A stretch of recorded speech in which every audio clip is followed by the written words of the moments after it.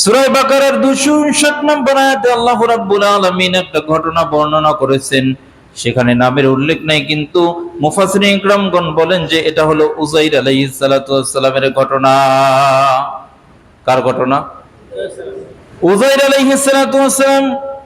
আল্লাহ রাব্বুল আলামিন উযাইর আলাইহিস সালাতু ওয়াস সালাম নবুয়ত দান করার পর আল্লাহ রাব্বুল আলামিন উযাইর আলাইহিস সালাতু ওয়াস সালামকে বললেন, যাও বাইতুল মাকদাস সেখানে যেই সমস্ত জনপদ আছে ওই জনপদের মানুষদেরকে আল্লাহ রাব্বুল আলামিনের একত্ববাদের দাওয়াত দাও।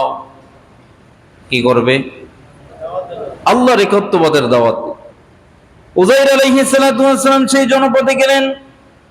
যাওয়ার পর তিনি দেখলেন যে জনপদের ভিতরে, এর পূর্বে মুফাসসিরিন ইকরামগণ বলেন যে এর পূর্বে বক্তে নসর নামক একজন বাদশার কারণে, বাদশা সেখানে যুদ্ধ করার কারণে এই এলাকাটা বাইতুল মাকদাসের যেই জনপদগুলো আছে এইগুলো চূর্ণ বিচূর্ণ হয়ে একটার উপরে স্তূপের উপরে স্তূপ, মানুষ তার নিচে চাপা পড়ে গিয়েছে।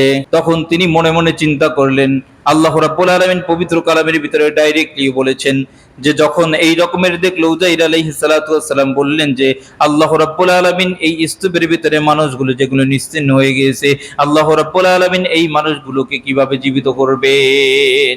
সুবহানাল্লাহ বলে। কিভাবে জীবিত করবেন আল্লাহ রাব্বুল আলামিন?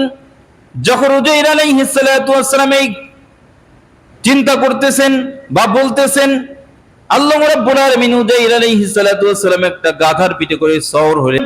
সফরের পরে ক্লান্ত অনুভব করার পরে যখন একটা গাছের নিচে বিশ্রাম নিলেন, গাছের সাথে তার খাদ্য এবং পানীয় লটকাইয়া, এবং ওই গাধাটা একটা গাছের সাথে বেঁধে তখন বিশ্রাম করতেছিলেন, আল্লাহ রাব্বুল আলামিন ওই অবস্থায় উযাইর আলাইহিস সালাতু ওয়াস সালামকে মৃত্যু দান করলেন।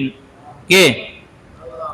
এই ঘটনায় আল্লাহ রাব্বুল আলামিন সূরা বাকারার 259 নম্বর আয়াতে বলতেছেন, فَأَمَاتَهُ اللَّهُ مِائَةَ عَامٍ ثُمَّ بَعَثَهُ قَالَ كَمْ لَبِثْتَ قَالَ لَبِثْتُ يَوْمًا أَوْ بَعْضَ يَوْمٍ। বলেন আল্লাহু আকবার।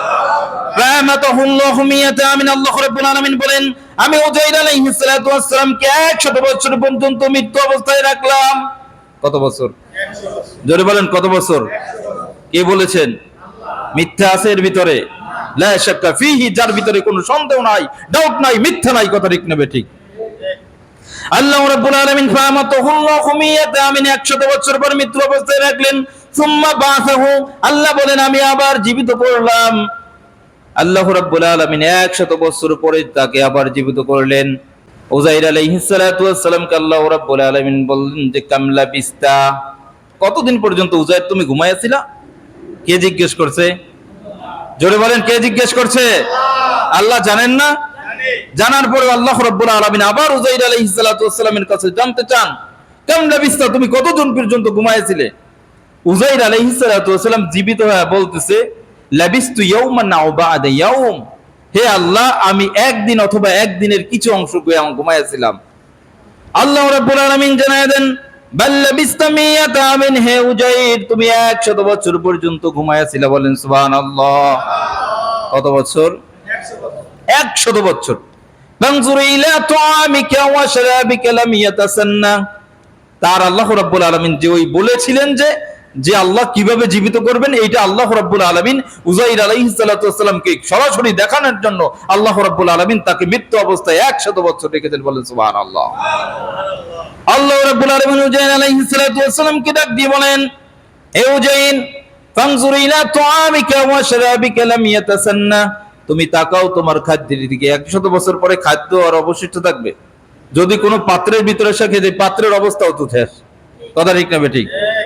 আল্লাহ রাব্বুল আলামিন উযাইর আলাইহিস সালাতু ওয়াস সালামকে বললেন, ফানজুর ইলা তুআমিকা ওয়া শারাবিকা লাম ইয়াতাসান্না, তুমি তাকাও তোমার খাদ্যের দিকে, যেইভাবে গরম গরম অবস্থায় তুমি তোমার খাদ্য রেখেছিলে, আল্লাহ রাব্বুল আলামিন এই রকমের গরম গরম অবস্থায় এখনো রেখে দিয়েছে।